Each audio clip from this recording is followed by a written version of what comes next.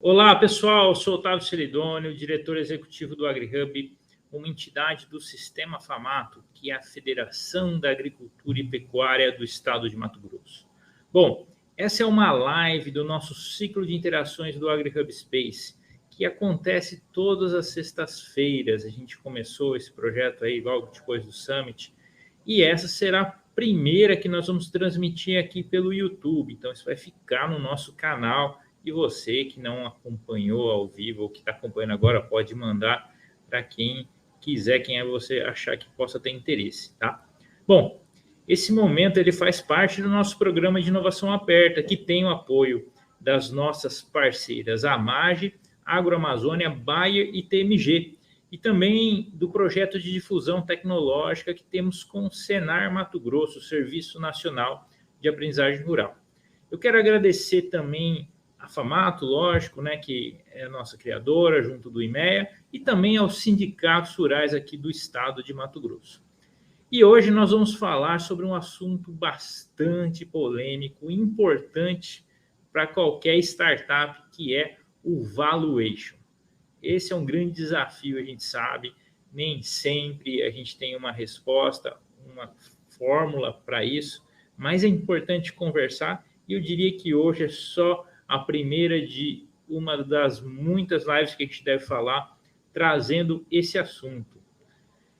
E para esclarecer essas dúvidas e dar dicas, a gente trouxe convidados especialistas no tema, que eles têm ótimas experiências para compartilhar com a gente, é claro, dar dicas importantes na hora de tomar essa decisão e definir, lógico, o valuation.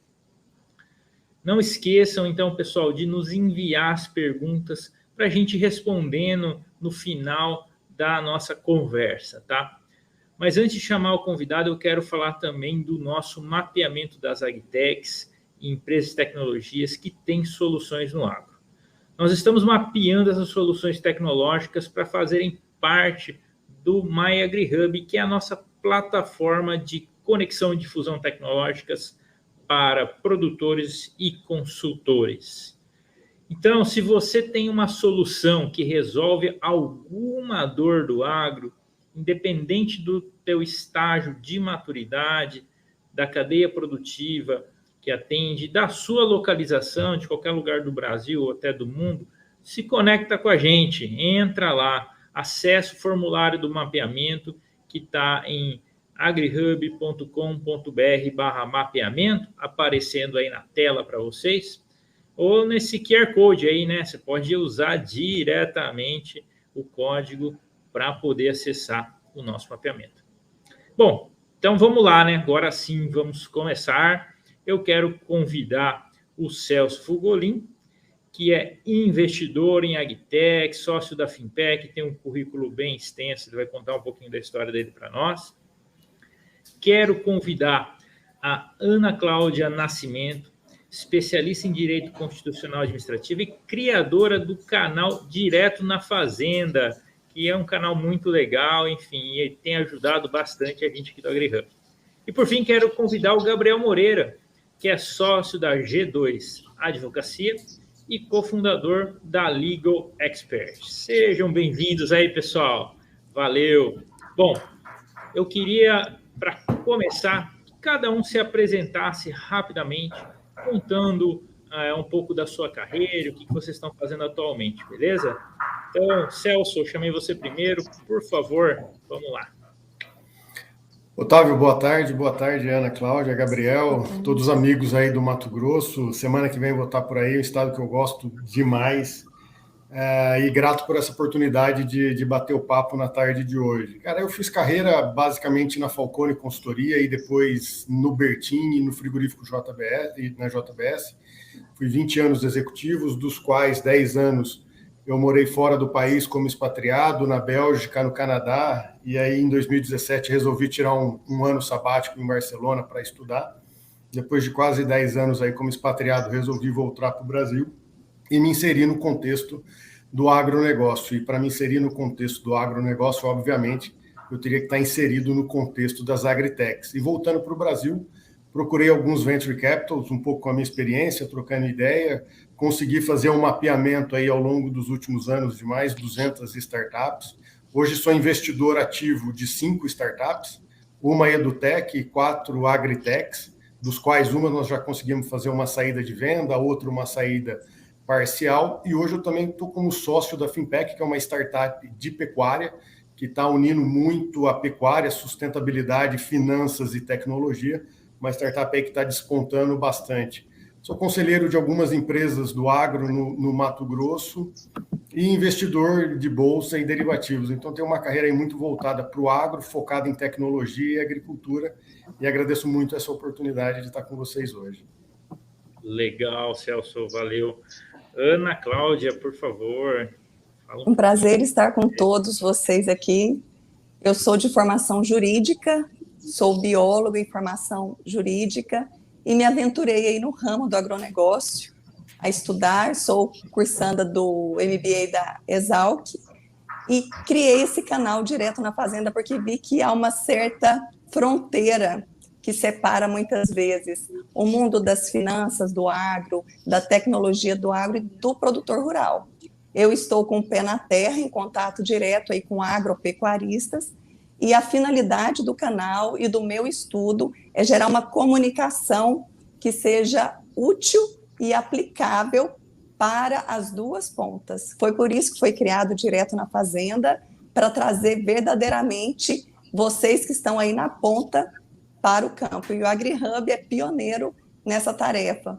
Meus parabéns, Otávio, a você, todo esse trabalho da equipe AgriHub, todos os sindicatos e as empresas que patrocinam essa inovação, que é a maior causa de aumento de produtividade no agronegócio. E é um prazer estar com vocês aqui hoje. Muito obrigado, Ana. É muito bom poder fazer esse primeiro crossover nosso, né? Quem sabe aí cada vez mais, né? Isso aí. Os nossos canais aí, a gente tem que colaborar para chegar cada vez mais longe. Gabriel, sua vez aí, por favor, traz um pouquinho da tua história, experiência. Beleza. Bom, obrigado, Otávio, obrigado pelo convite, a possibilidade de participar aqui, conversar um pouquinho com o time todo que tem conexões aqui com a AgriHub. Celso, Ana, boa tarde para vocês, para a gente debater um pouquinho e trocar ideias, principalmente, né? Com relação à minha formação, Otávio, eu tenho uma formação inicial, a minha formação é jurídica e a minha pós-formação ela é toda em administração e economia. Então, eu tenho uma carreira jurídica muito voltada para a linha de gestão em escritórios mais tradicionais, vamos dizer assim, e num determinado momento decidi fazer uma migração aqui de conceito na minha atividade jurídica, visualizando o mundo do digital como sendo um mundo que chegou para ficar. Então, fiz uma transição de carreira para um escritório especificamente para o mundo do direito digital. Então, o G2 Advogados hoje é uma empresa que atua fortemente no segmento de direito digital, proteção de dados e assessoria para startups nos mais diferentes níveis em que elas estejam. Junto com a Gabriela, com a minha sócia, somos também fundadores da Legal Experts, que é uma linha de atividade educacional para os profissionais vinculados ao direito, mas para conseguir fazer uma unificação, uma transição para o direito com a tecnologia, e trazendo todos esses ambientes novos que o profissional precisa entender, pelo menos, para tentar ficar um pouco mais completo. E sou ainda sócio da ExoHub, que é um hub de inovação que nós temos aqui no sul do país. É um local, tem uma estrutura física, onde a gente busca também fazer uma conexão, fazer um match entre startups, mercado e segmento de educação. Então, a gente tem faculdades vinculadas nesse nosso ambiente, as startups que estão conhecendo dores de mercado e trazendo soluções para esse mercado, que vem conhecer um pouquinho das empresas que estão trabalhando com a gente para encontrar soluções para as suas dores. Então, de forma muito resumida, Otávio, um pouquinho do que a gente vem fazendo nos últimos anos para tentar conversar um pouquinho com essas feras aqui e tentar trazer enfim, trazer algo com base nas experiências que nós tivemos, o que a gente vivenciou nesse ainda curto espaço de tempo.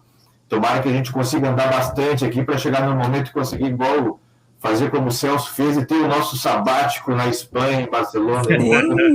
E tantos negócios bons que a gente vai fazer aqui com a turma do AgriHub. Também estou tentando me organizar para isso aqui, com certeza, né? Bom, pessoal, muito bom. E eu quero lembrar todo mundo aqui que o mais importante, o mais legal vai ser a gente discutir as perguntas do público. Mas, como a gente sabe que tem que ter um aquecimento, a gente já preparou algumas perguntas para todos os nossos painelistas. E eu quero começar com o Gabriel. Tá, Gabriel? Bora. É o seguinte, Gabriel. Quero perguntar uma coisa básica para a gente começar. Por que ter um bom valuation é tão importante para uma startup? E eu quero saber se tem alguma receita de bolo para fazer isso. Quem disser que tem essa resposta de forma prática, objetiva e consensada, Otávio, eu vou dizer que é um grande mentiroso. Mas aí a gente vai poder seguir discutindo aqui uma tarde inteira sobre esses conceitos, né? Dentro do mundo do segmento das startups e das empresas de tecnologia em geral, ou prestadores de serviços e tudo mais, o termo valuation ele acaba sendo uma terminologia que muitas vezes é trazida e a gente vai para o mercado para tentar entender justamente as formas que a gente tem para encontrar receitas de bolo, como você está falando, para conseguir chegar em valuation de empresa. Isso é uma coisa que a gente tem dificuldade para avaliar dessa forma. Então, quando a gente está falando de empresas ainda pré-operacionais, como é o caso muito das startups, fica muito difícil a gente pegar requisitos mais técnicos ou mais objetivos para fazer o valuation. Quando a gente tem empresas já mais bem trabalhadas, com mais experiência, com mais trajetória, a gente consegue ter alguns elementos aí que facilitam a possibilidade de classificação e, eventualmente, até precificação para fazer um valuation correto. E aí depois entram todos os outros conceitos de como o mercado financeiro também, muitas vezes, aplica os índices e as fórmulas para fazer um valuation de uma empresa. Então, tem uma linha mais ou menos consensada, vamos dizer assim, que é o trabalho com os múltiplos de faturamento para aquisições de empresas no Brasil. Então, tem uma série de sites, de materiais, de algumas outras coisas que a gente pode perceber, e se usa muito o múltiplo, ou de faturamento, ou às vezes o múltiplo de EBITDA das empresas para conseguir chegar num valuation com aquelas empresas já operacionais e que já têm um faturamento. No Brasil, empresas desenvolvedoras de soluções SaaS, né, Software as a Service, por exemplo, a gente tem um múltiplo que ele mais ou menos fica na nossa cabeça. O pessoal fala muitas vezes em 2,7, 3 vezes o múltiplo de faturamento da empresa para constituir um valuation, por exemplo. Tem gente que utiliza mais para questões de indústria, que daqui a pouco tem muita despesa de matéria-prima, então usa mais múltiplos de EBITDA para conseguir fazer uma avaliação eventualmente mais objetiva. Só que a gente também vê que no dia a dia, muitas vezes, toda essa teoria acaba não se concretizando. Então, comentamos ontem, inclusive essa semana agora, houve a formalização da venda da Nelway, que é uma gigante de tecnologia da parte de mineração de dados, e a Nelway foi comprada pela B3, agora essa semana, num valor de operação que, se não me engano, girou em torno de 1,8 bi de reais, o que foge um pouco desses modelos de valuation que a gente está falando, por exemplo, porque a Nelway apresentou ali um faturamento na casa de 400 milhões médio nos últimos anos. Então, quando a gente fala de 1,8 bi, eu acabei de falar entre 2 e 3 de múltiplo. Então, os caras pagam 6 vezes isso, então... Às vezes... E feito por alguém que tem essa informação, né? Porque a B3 não tem essa informação melhor do que ninguém, né? Melhor do que ninguém. E aí a gente vai para entender um pouquinho desse negócio que foi realizado, aí a gente verifica que talvez para a B3 o nível e o volume de informações que a Nelway tenha significa para ela a possibilidade de pagar mais do que o mercado pagaria ou precificaria por ela. Então, tem todas essas questões. trazendo para alguns outros exemplos, se você me permite, se a gente tiver aqui a oportunidade, eu sou advogado de uma startup. Começou uma startup que é a Zelectric. A Zelectric é uma carregadora de carros elétricos, é uma abastecedora de carros elétricos. Então, é uma empresa fundada por um amigo meu, e como toda boa empresa, startup que está começando, o cara não tinha dinheiro para nos pagar, então o que a gente fez? Prestamos todo o auxílio jurídico para iniciar a startup de forma adequada. Então, toda a parte contratual, toda a parte das questões lá de formalização e junta comercial, os principais contratos com clientes, com fornecedores, e fizemos isso em troca de equity, já que eles não tinham condições de estar nos pagando no primeiro momento. É uma empresa que começou do nada, do zero, mas com um conceito muito atrativo, que é uma questão de visão de futuro, os carros autônomos, carros elétricos e tudo mais. Então, é uma empresa que, em um ano de operação, ela conseguiu começar a andar, ela conseguiu caminhar, e a gente observou nas elétricas um faturamento, e eu vou falar aqui porque isso foi aberto para o procedimento que foi feito, é uma empresa que, depois de 12 meses, ela estava faturando algo em torno de R$10 mil mês. É muito pouco, mas o appeal, o interesse no business da empresa é muito grande. Então, essa empresa foi para uma rodada de captação via crowdfunding, então via operação junto lá ao braço da Startse, né, de captação, que é a CapTable, uma empresa específica para crowdfunding de startups, e foi ofertado para o mercado, a partir do valuation que foi feito por uma série de pessoas, foi aberto uma possibilidade de captação de até R$5 milhões por 10% da empresa. Ou seja, está se colocando uma precificação para essa empresa de R$50 milhões. Para uma empresa que fatura 10 mil, tem pouco cliente e a gente não sabe para onde vai. Esse crowdfunding ele foi aberto agora no mês de agosto de 2021. A rodada de negociação ela foi aberta às 10 horas da manhã de uma segunda-feira. Ao meio-dia da mesma segunda-feira, todos os 10% foram vendidos num total de 5 milhões e mais de 240 pessoas que compraram essas ações. Caramba. Ou seja, é difícil a gente... Tu me pergunta aqui qual é a base para fazer um valuation. Porra, é difícil, cara. Eu tenho uma empresa que faturava 10 mil por mês, está sendo avaliada a 50 milhões e tem gente que botou em cash mesmo 5 milhões para ter uma partezinha dela, porque tem uma expectativa de crescimento, visão do mercado, um produto que daqui a pouco vai ser legal. Então, pô, é difícil fazer. Claro que eu fiquei feliz, porque se eu tenho equity dessa empresa, esse valuation está na hora do meu exit aqui. Eu estou coçando a mão para eu conseguir daqui a pouco vender a minha parte, né? Sensacional, Gabriel. E você deixou a bola erguida para a pergunta que eu tenho para o Celso, que a gente já tinha discutido um pouco antes, né, Celso? E por que, Celso, então, que as empresas de tecnologia elas são as mais valiosas atualmente, né? Por que essa avaliação parece ser tão subjetiva? Traz aquela tua visão que a gente conversou um pouquinho antes para todo mundo que está ouvindo. Joia, tá. Eu só quero completar um pouco a explicação do Gabriel aí. Isso, fiquem à vontade todo mundo para comentar e trazer comentários extra aí para a resposta dos outros. Exato. Obviamente, uma empresa, uma startup, ela é avaliada diferente de uma empresa consolidada, que você vai pegar um DCF, vai descontar o fluxo de caixa, fazer os múltiplos. Uma startup ela envolve uma avaliação muito mais ampla. Dentro dessas avaliações, tem vários tipos de metodologias, vamos dizer assim, de formas de olhar essa startup. Você tem a visão do VC, que quer entrar mais barato do que pode sair, você tem a metodologia do Balance Scorecard, você tem a metodologia dos fatores de risco, do First Chicago, que tem uma pegada mais financeira, e do Davis Beckers. Então, o que eu quero dizer com tudo isso? É que não é só o valor da empresa que está sendo olhado.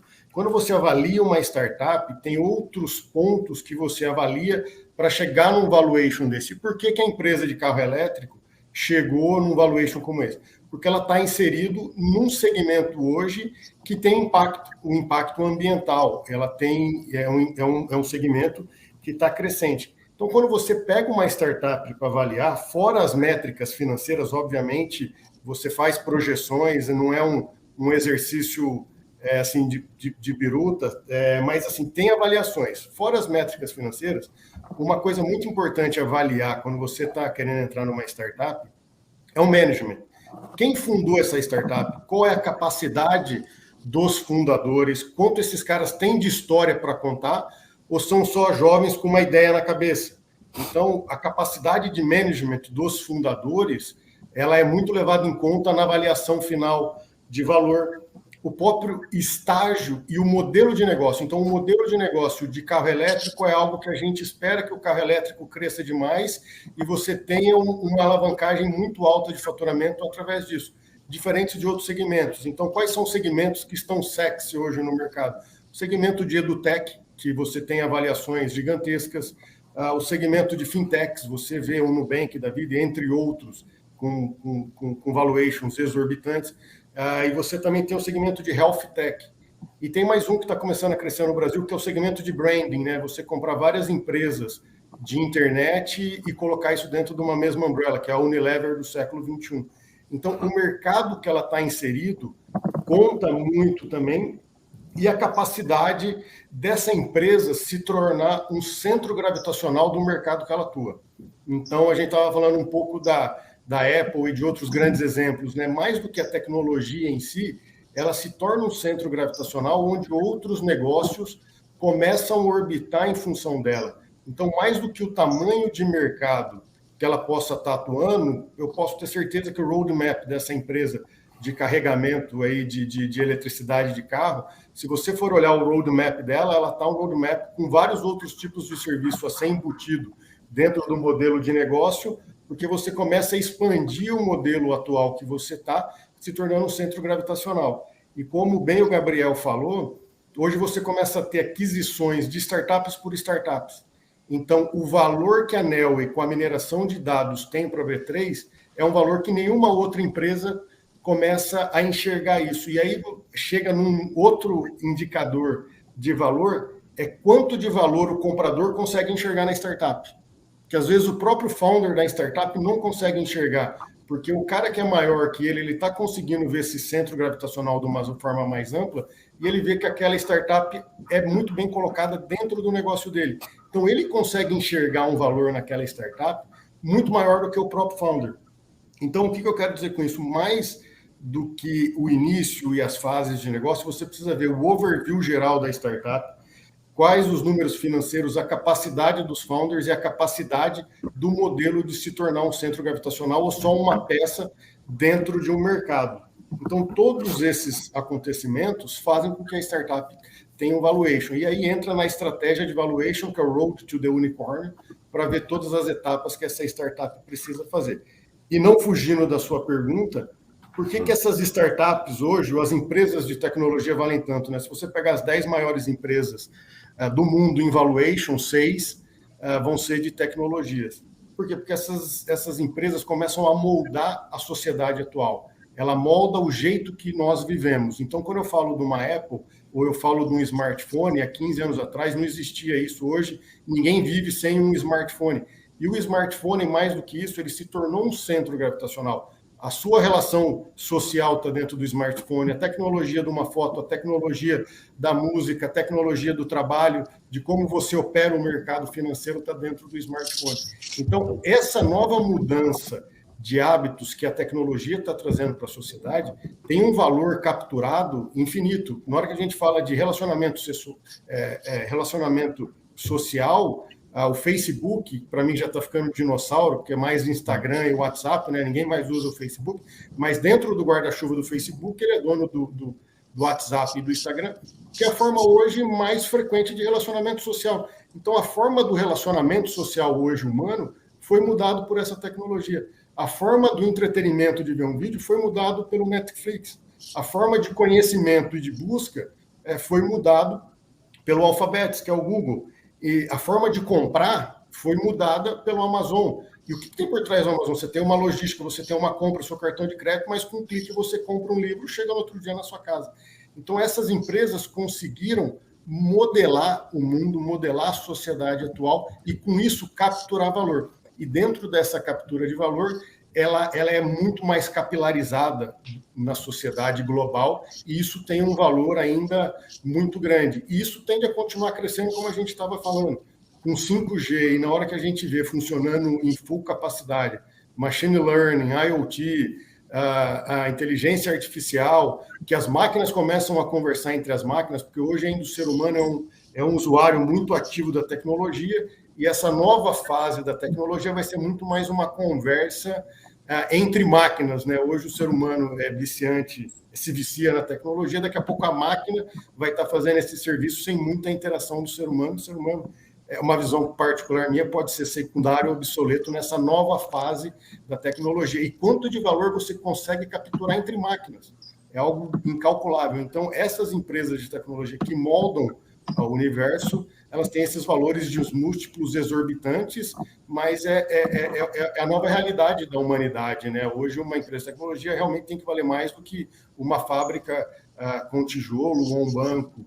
E aí, obviamente, dentro do caminho, tem coisas que dão certo, coisas que dão errado. Se você também pega a Bolsa hoje, as principais quedas de ações são empresas de tecnologia que fizeram IPO esse ano. Get Ninja, Melos, Mosaico, entre outras. Também não é só um mercado de mil maravilhas. Durante todo esse processo, eu brinco, tem alguns pastéis de ventos, mas é parte da lei de oferta e demanda, vamos dizer assim, do mercado atual. Você tem muito dinheiro de um lado, muita ideia do outro, isso daqui começa a se convergir, boas ideias, nem todas vão virar unicórnios, mas como o Gabriel disse antes na prévia, se eu tiver um bom fandango, um cavalo machador aqui, já está valendo demais, porque isso vai valer muito dinheiro. Legal, Celso. Acho que não existe uma receita, né? Clara, mas enfim, tem formas, tem modelos, tem caminhos para seguir, mas não é simples.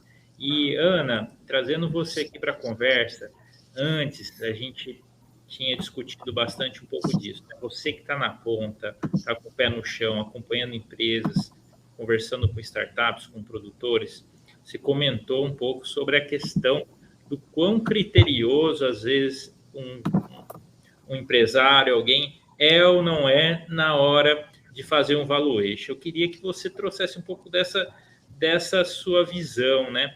De como que os empresários estão discutindo isso, se eles estão realmente, às vezes, tomando a decisão correta, se preocupando da forma devida. Então, Otávio, nós vemos assim, o Celso é um vanguardista no Brasil no tema. A grande realidade que se vê, né, eu, por exemplo, estou aqui na região centro-oeste, não é essa, porque falta um conhecimento acessível para os empresários, os produtores se aventurarem nesse mercado. Nós ainda temos uma visão naquele modelo tradicional de mercado, que analisa, vê a valuation numa visão tradicional, ainda não compreende essa nova forma de negócio, e a falta de compreensão muitas vezes inviabiliza os negócios, tanto por parte das startups. Eu acredito, Gabriel, inclusive, que grande sucesso desse modelo que você deu veio da sua participação. A sua participação aí no plano de negócio, no modelo de negócio, nessa estruturação, ela já faz toda a diferença, porque dá uma aparência de segurança, de formalização, que o investidor, quem vai aportar o dinheiro na outra ponta, quer ter.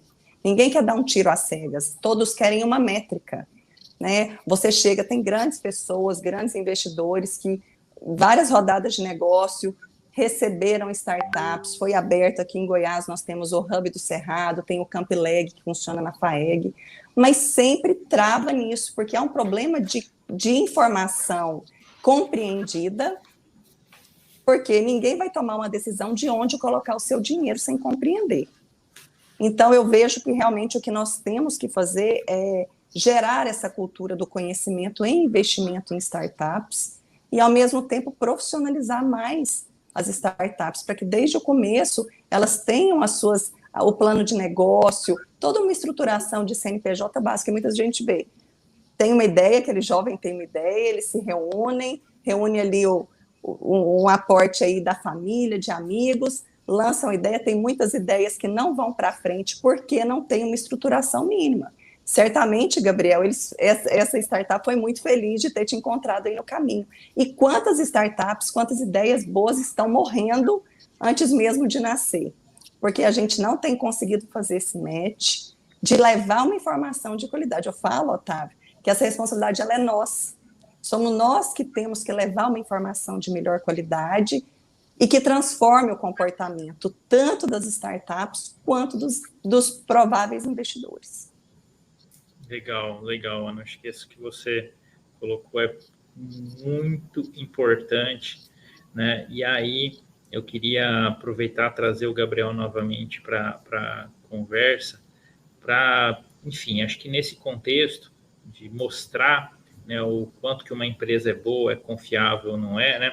Olhando até para aspecto jurídico, queria saber com relação a essa organização, né, como que isso interfere até no valuation. A gente sabe que tem muita empresa que começa de uma forma muito bagunçada, desorganizada internamente, com foco, às vezes, muito forte no comercial. O que às vezes é mais interessante até, Gabriel? Uma empresa bagunçada, mas com uma boa atração comercial, né? Ou uma empresa, por exemplo, que seja mais bem organizada e que está com uma atração comercial mediana? Isso faz diferença na hora de criar o valuation? Otávio, geralmente se a gente faz essa pergunta para um advogado, como no meu caso, o advogado vai dizer, cara, é importante vocês terem tudo organizadinho, um contrato social, um acordo de sócios, um acordo de cotista, tá regularizado na junta, tá bonitinho. Mas a gente sabe que a vida como ela é não é exatamente assim, né? A gente tem as ideias, a gente vai fazendo, a gente vai botando o carro na rua, e aí a gente vai enfrentando os primeiros problemas e vendo a necessidade de, eu devia ter feito um contrato mais bem feito, mais bem amarrado lá atrás, eu poderia ter tido alguma assistência inicial, porque a gente sabe que é assim que o mundo funciona, que as coisas realmente andam. Tem um amigo meu que ele fala que ele é um pouco crítico ao Brasil, tá? Não é exatamente a minha percepção, mas ele diz que o Brasil começa errado pela bandeira. Ele diz que o Brasil começa errado pela bandeira. E eu digo assim, como assim, João? O que está falando? Cara, em nenhum lugar do mundo a ordem vem antes do progresso. Não tem ordem e progresso. Tem progresso, tem atividade, tem desordem, e aí a gente tem que alinhar os trilhos. Essa é a visão dele, é uma visão de empreendedor que entende que as coisas realmente elas precisam ser movimentadas e depois a gente coloca as regras. São visões diferentes. Então, é óbvio que em algum momento essa empresa vai precisar ter alguma assistência, vai precisar ter algum ajuste de alinhamento nos seus contratos. Se a startup vai querer receber algum aporte externo, então, de que forma a gente vai fazer essa formalização com o investidor que está chegando, se esse cara vai ser sócio da empresa, se a gente vai fazer,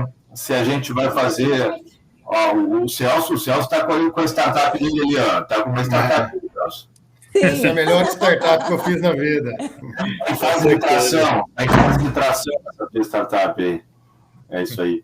Então, a gente coloca essas questões, talvez o correto seria ter toda uma fase de como acertar com o investidor, se vai ser um mútuo conversível, se eu vou entrar direto, se a gente vai ter um contrato de vesting, daqui a pouco se vai colocar um funcionário que a gente não tem condição de pagar hoje, para ele se tornar sócio, depois faz um contrato de vesting com ele, se eu vou fazer uma SCP, se eu vou ser investidor anjo para usar daqui a pouco a lei complementar específica que tem para isso. Então, são várias coisinhas que circulam e a gente precisa estar atento a isso.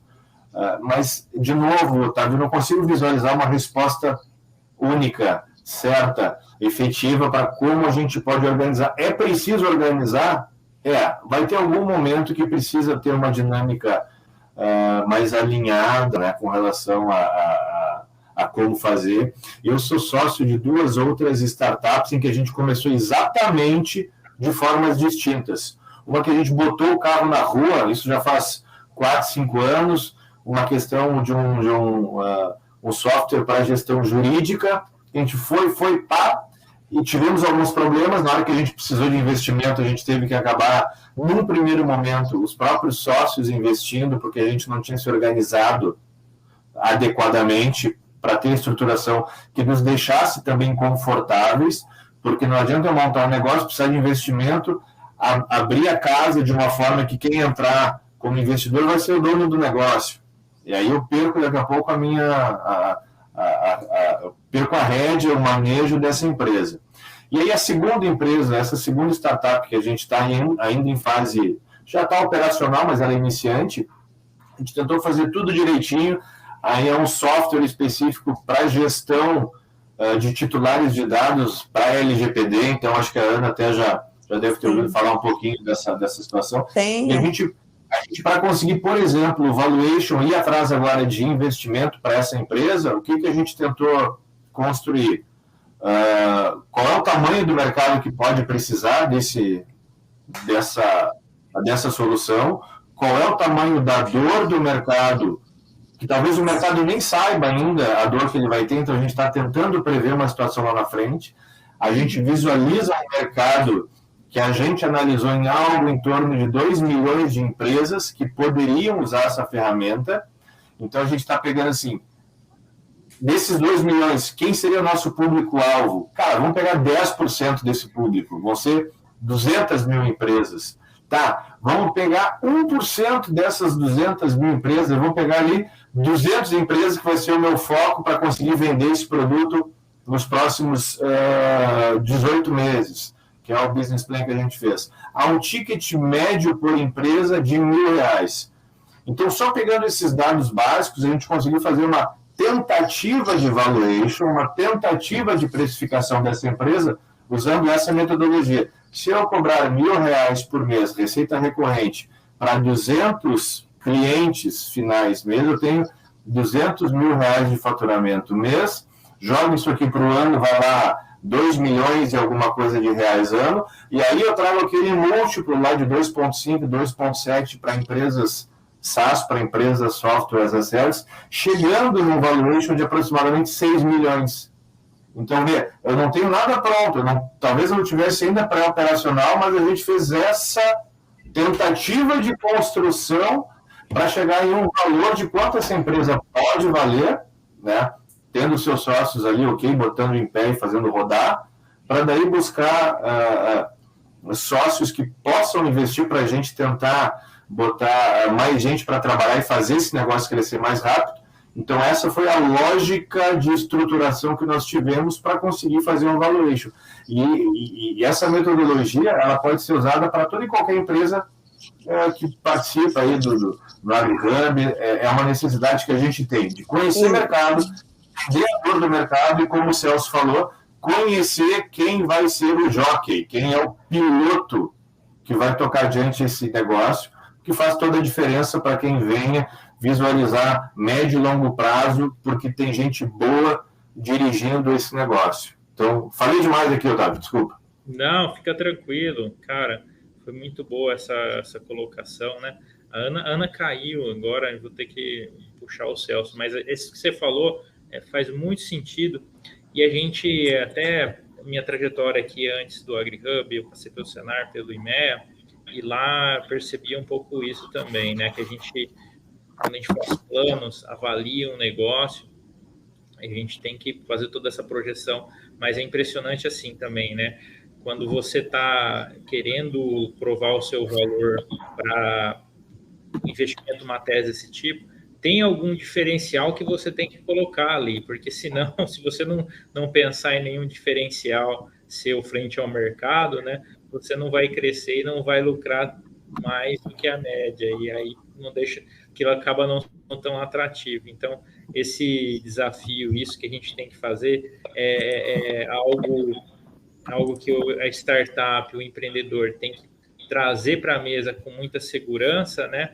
E do outro lado também, né, eu já vi alguns artigos atrás falando muito assim, que os analistas do mercado financeiro, de Harvard falando isso até, estavam acabando com os investimentos. Por quê? Porque ao ser muito criterioso e colocar expectativas muito, né, seguras no mercado, estavam acabando com com essas expectativas de bom desempenho acima da média que qualquer empreendedor tem que ter. Ele não dava negócio, ninguém emprestava dinheiro, enfim. Então, isso é algo bem importante também para pôr na mesa, né? Você tem que ter culhão para falar, eu vou ser melhor do que a média nesse processo, porque senão você não vai fechar negócio nunca, né? Ana, legal. Queria trazer você também um pouco para a conversa, para a gente falar uma parte do que o Gabriel discutiu ali também, a parte da estrutura societária também, que principalmente uma startup, quando está começando, eu já vi muito negócio dar problema por essa questão da estrutura societária, erros às vezes básicos, né, entrada, saída de sócios que não foram bem efetivadas, que depois acabam dando problema. O que você vê de erros assim que são comuns e como que, enfim, o empresário, quem está com a startup, pode evitar alguns problemas aí, né? Primeira questão que eu vejo é a falta de profissionais desse nicho no país. Porque nós sabemos que essa geração de hoje, que se chama geração Y, ela está bombando aí de programas, desenvolvendo coisas aí nos seus quartos, dentro de casa. Eu vejo que é uma falta de profissionais do mundo jurídico que tenham domínio sobre isso próximos, porque esse desenvolvedor, essa pessoa que desenvolve essa ideia, geralmente ela busca quem está próximo a ela. É a sua primeira fonte de pergunta, é um conhecido, um consultor jurídico conhecido, como seu primeiro investidor, ou é ele mesmo, é um amigo, um familiar. Então, eu acredito que é o primeiro entrave. E segundo, essa cultura nossa também do deixa para depois. Não, depois a gente regulamenta, depois a gente vê a questão aí de propriedade intelectual, depois a gente estrutura a questão societária. E aí, sempre que vem, por exemplo, eu achei muito importante quando o Celso colocou o management, quando se olha o histórico desse fundador, né, de quem está fundando, a gente vê pessoas que às vezes não tem um score bom, não tem um histórico, né, uma pessoa que vem ali, tem uma ideia boa, mas infelizmente tem algum problema de crédito, algum problema jurídico, que dá uma quebrada ali na credibilidade dela para ter até um aporte financeiro. Né? Quando a gente olha hoje aqui no Brasil, quantas pessoas se aventuram aí nessa tecnologia, quantas pessoas aí de TI estão aí trabalhando, desenvolvendo softwares, plataformas, aplicativos, estão com o nome inscrito muitas vezes no SPC Serasa, vamos ser realistas, estão com um problema judicial. Então, essa pessoa, aí ela faz questão que o nome dela conste lá do contrato social, a empresa é dela. Quando a gente vai para uma negociação, você puxa todo o histórico dele, já surge um problema. Então, são coisas básicas, né? Igual teve um que eu peguei, ele estava com um problema, né? Quando foi puxar, travou, porque um dos sócios tinha um histórico de ajuizamento de execução, certo? Aí aquilo gerou insegurança jurídica. Então, são decisões simples, né? Mas difíceis. É um básico, só que não é um básico simples, é um básico difícil. Né? Vamos por eu desenvolvo a ideia, eu junto com um colega, só que eu estou com problema de restrição. Aí eu tenho que analisar que eu colocar essa cota no meu nome, lá na frente vai dar problema para um aporte de capital, porque gera uma insegurança jurídica. E eu acredito que é tudo que o investidor não quer. Eu gostaria até de fazer um presencial aí, da gente apresentar várias opções de startups assim, para o Celso, para ele mostrar assim, olha, aqui não dá porque falta isso. A gente fazer essa realidade do dia a dia, dos hubs que estão aí em todo esse Brasil. Como eles precisam dessas informações que vocês estão trazendo aqui. Fazendo essa junção, né? Por exemplo, o Gabriel citou o exemplo desse software. Para mim, ele é um software gravitacional, como o Celso colocou. Ele vai gravitar não só a questão de proteção de dados, mas a questão de dados de máquinas. Ele não é só para dados pessoais. Então, realmente, na minha ótica, e aí já aprendendo com o Celso, eu já entendo que ele é gravitacional. Mas isso é porque vocês estão trazendo uma informação acessível de qualidade. E a gente tem que levar isso para o dia a dia de quem está desenvolvendo aquela ideia, aquele nerd ali, que muitas vezes vai ser o nosso patrão amanhã. Com certeza. O Celso pode ajudar com esse problema do Serasa, né? Porque uma das empresas que ele é sócio é investida dela. Brincadeira. Otávio, não, mas esse papo é legal, é assim, ó, eu quero dividir assim, ó, o que é organização compliance de uma startup, o que é contrato jurídico. Eu acho que contrato jurídico você tem que deixar um advogado ler desde a sua vida pessoal a qualquer negócio. Cara, você não assina um contrato se não tiver passando por um advogado. Isso não quer dizer engessamento. A startup por si só é um negócio disruptivo. Não adianta querer colocar regras de formas de agir, porque aí você mata a essência do que é uma startup. Então, primeiro você constrói e depois você vai fazendo as coisas que devem ser feitas. Isso não quer dizer que você não deve ler e ter um entendimento jurídico de todo e qualquer contrato desde o D1. Só que, assim, e o porquê que é bom você fazer rodadas de investimento? Porque cada rodada te faz avançar no compliance. E você não chega numa série A sem um compliance muito bem definido, uma governança, todos os contratos com os colaboradores, os contratos anticrimes, o contrato de corrupção, todos os contratos bem formatados, você não faz um CRA, você não faz uma série A. Mas aí é um estágio onde a startup ela foi se desenvolvendo ao longo do tempo e chega num estágio que ela precisa ter um compliance mais robusto. Mas eu sempre vejo uma empresa com 3G, hoje nós já comentamos isso, governança, gestão e gente. Uma startup começa com gente, evolui na gestão e, por último, ela faz a governança e o compliance. E sem isso, você não dá o passo da série A. Mas não deixe de que um advogado leia o contrato desde o D1. Isso é imprescindível, mas não se apegue muito ao compliance no começo. Não fique dentro de uma bolha. A disrupção da startup é o que faz a alma e o DNA da startup. Então, avance, crie, faça e vá regularizando ao longo do caminho, que se você está caminhando e se regularizando, é que o seu compliance está aumentando. Mas sempre procure um advogado, porque isso você pode tomar uma trauletada grande no futuro. Mas, assim, o conceito de disrupção da startup, esse DNA nunca pode morrer. Primeiro faça, depois você vai organizando. Hein, Celso, aproveitando que você falou dos 3Gs, então, eu queria que você desse uma palhinha falando mais ou menos assim, quais são as fases que uma startup passa na perspectiva de investimento, quantos por cento tem que estar cada um desses 3Gs? Você já falou um pouquinho aí, né, do Série A, né? Mas como que você vê, assim, né, na primeira fase, ali ela no CID tem que estar totalmente gente, 30 com governança? E aí a gente está entrando numa outra esfera, né? A gente falou como você faz o valor de uma startup e eu vou entrar numa outra esfera. Como que você estrategicamente cria valor numa startup? Isso não quer dizer o valor dela. Como você cria valor pela startup?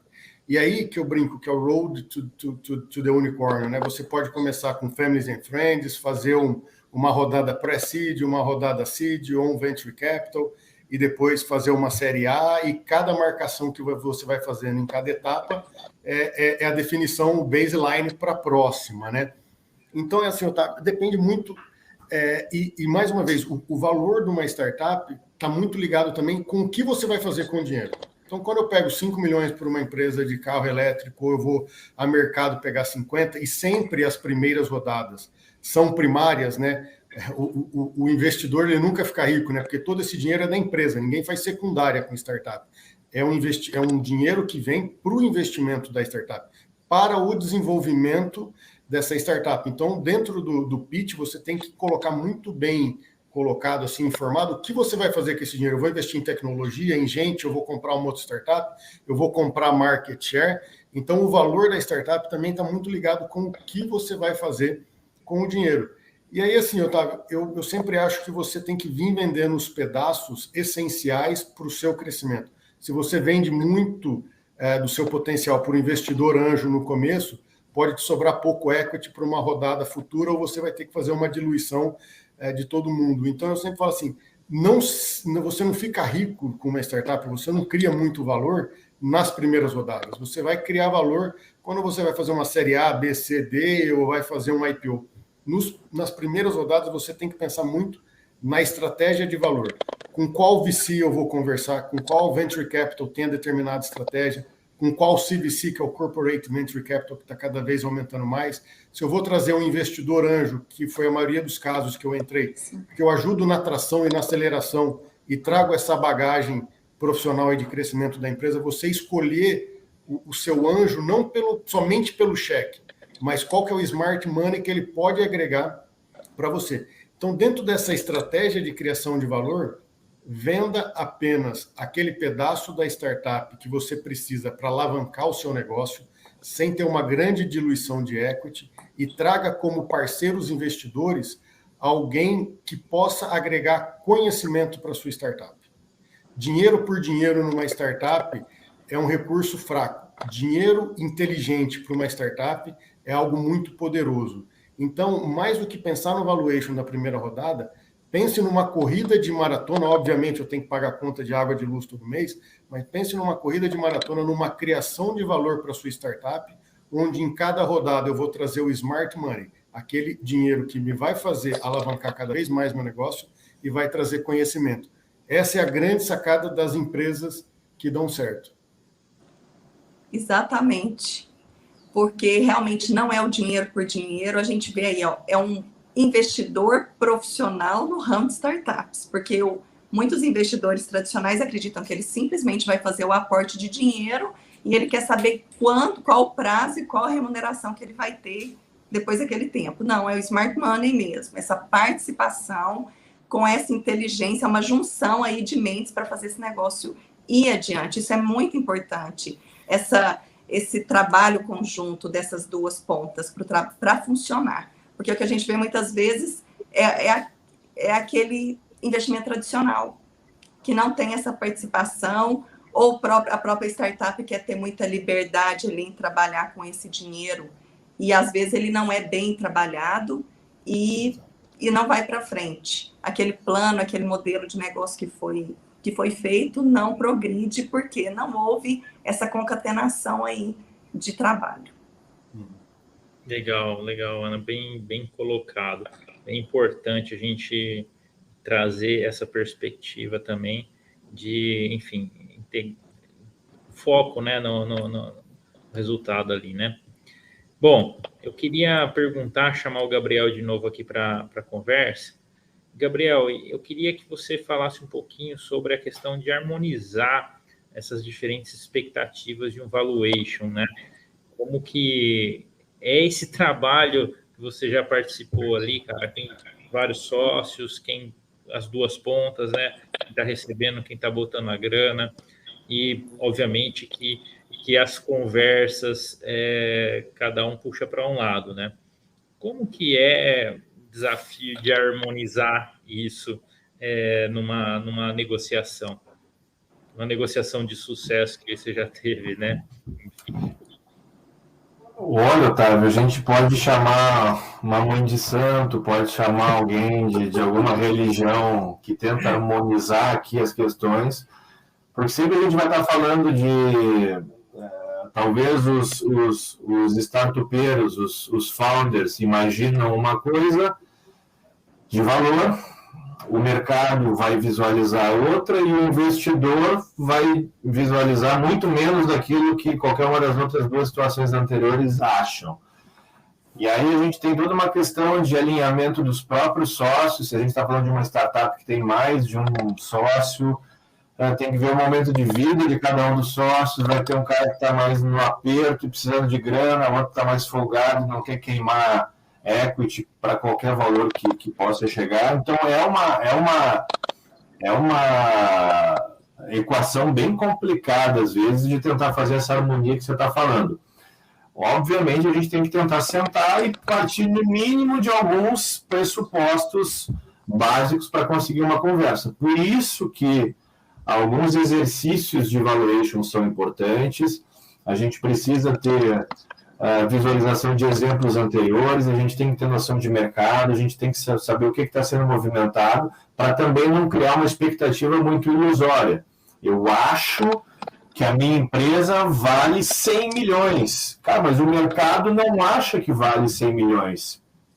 E então, tem um cara de marketing bem conhecido, que a gente já escuta algumas palestras aí, que é o Beto Carvalho, de vez em quando, ele diz...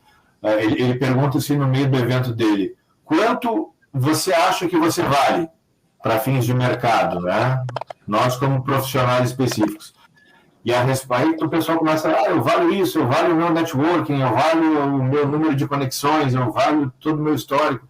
E aí ele sempre responde de uma forma muito fria, dizendo: você vale aquilo que o mercado acha que você vale. Então não adianta daqui a pouco eu realmente me achar um super talento para alguma coisa se o mercado não me perceber dessa forma. Então eu valho aquilo que o mercado percebe. Uma startup é a mesma coisa. Se eu preciso conseguir fazer essa demonstração do que o meu negócio pode solucionar, quais as dores que ele pode ajudar aqui para essa ideia que eu entrei para tentar fazer, para daí conseguir ter uma percepção ou uma ideia do que eu posso estar mensurando para conseguir sentar numa mesa e tentar fazer uma negociação de investimento, ou de venda de empresa, ou de chamada de sócios, alguma coisa assim.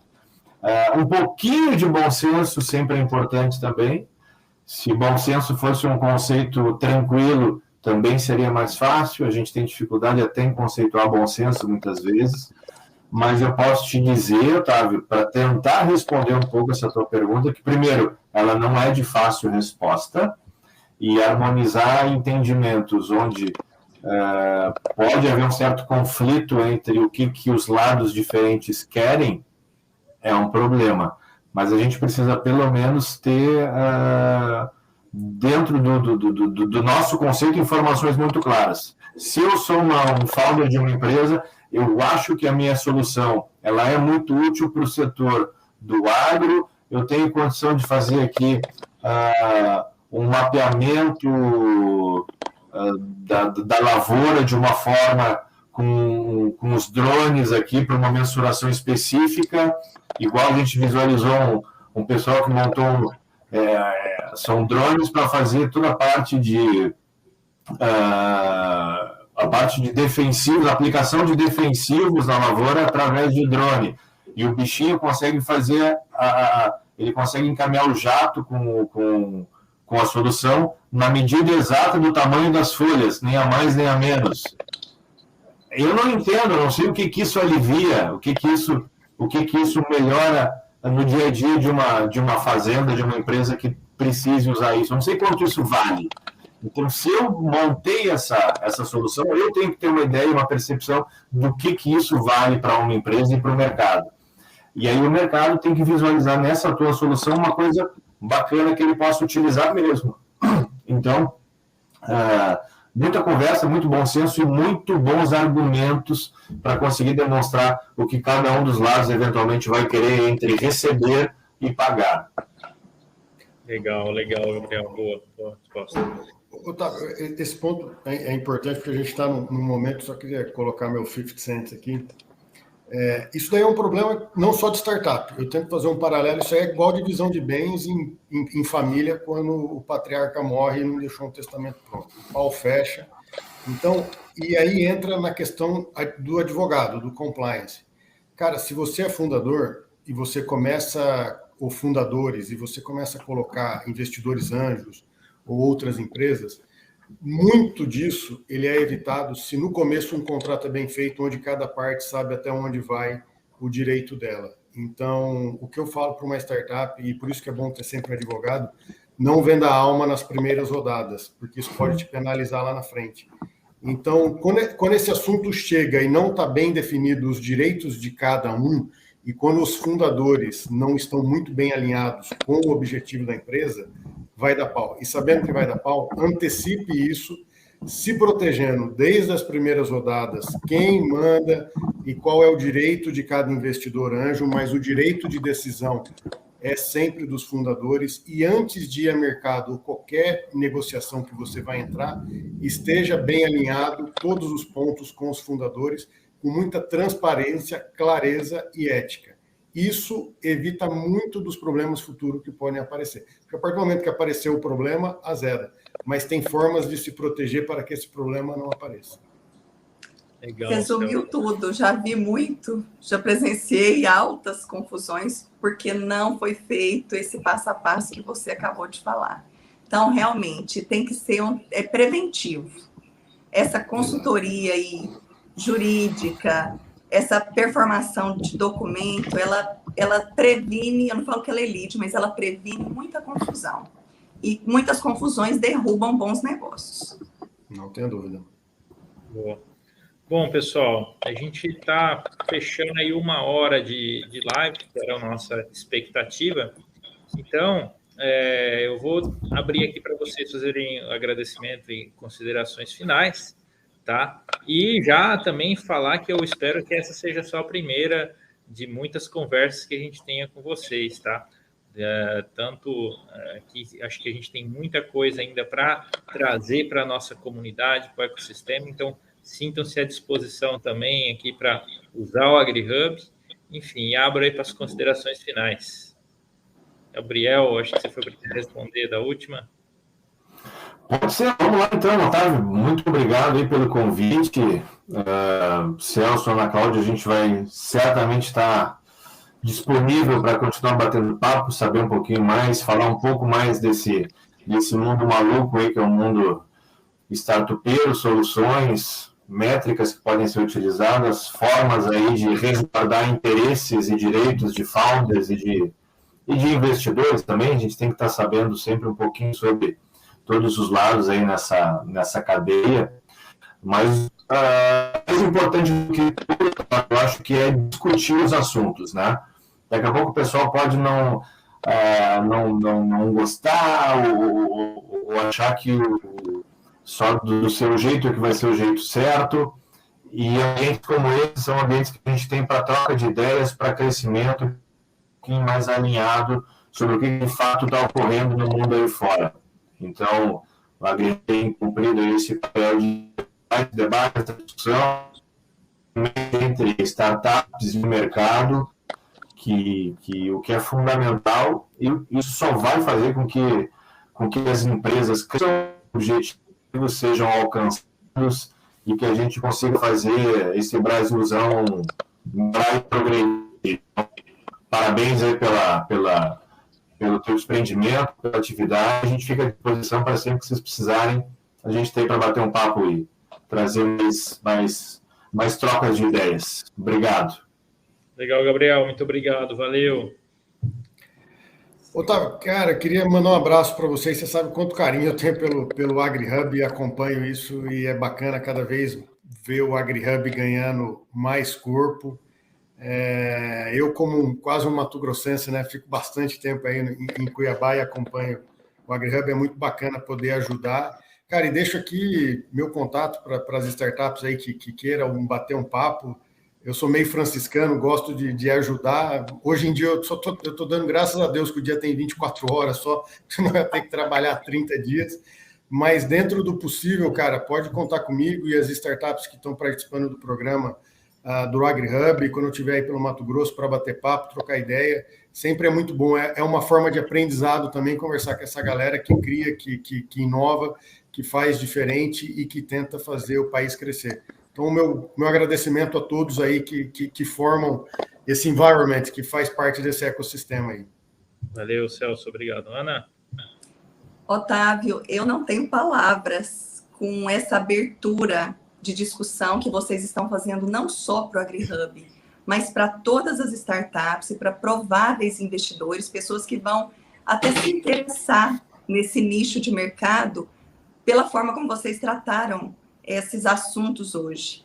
Vocês deram caminhos e clarearam informações na cabeça de muitas pessoas, eu tenho certeza. Eu aprendi muito, tenho certeza que essa live disponibilizada no YouTube, em todos os canais, ela vai acrescentar no dia a dia do desenvolvimento tecnológico, não só do agro, mas em todo o desenvolvimento tecnológico aqui no Brasil.